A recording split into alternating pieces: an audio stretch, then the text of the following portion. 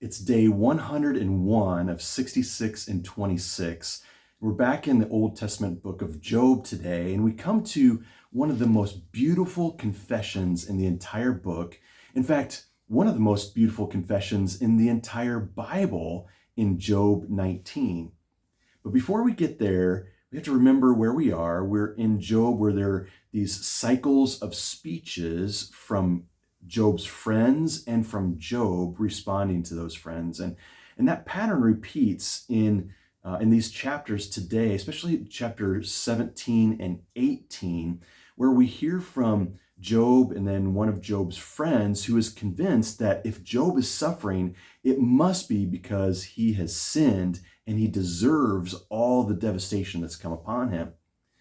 But in the midst of that, Job is hitting rock bottom.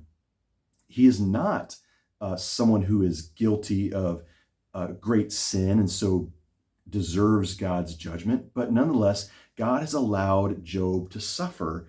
And through that suffering, Job says in Job 19, verse 13, he has alienated my brothers from me. That is all the punishment that God has brought, or all the affliction that God has brought, has alienated my brothers from me. My acquaintances are completely estranged from me. My kinsmen have gone away. My friends have forgotten me. Even little boys scorn me. All my intimate friends detest me. So not only is Job suffering physically, he's suffering relationally, socially. Everyone has abandoned him, and Job feels completely desperate, in despair. And yet, in the midst of all that deep despair, is this amazing confession.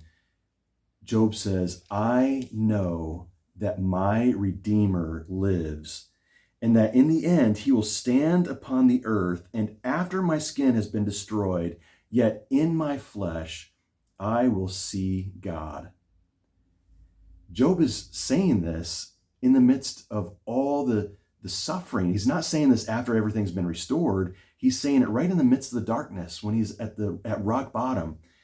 And so this confession actually is all the brighter in the midst of the darkness. And Job doesn't say, I hope, I wish, maybe. He says, I know. It is confidence that God is his Redeemer. Now, Job doesn't know the name of his Redeemer as we do. He hoped for a Redeemer. We know him. We know Jesus Christ, who came to suffer in our place and to rise again from the dead.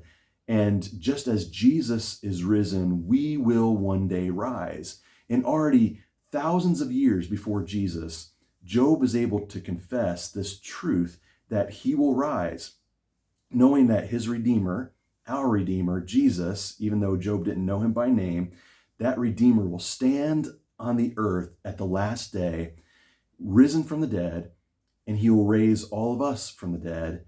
And even after our skin has been destroyed, yet in our flesh, we also will see God.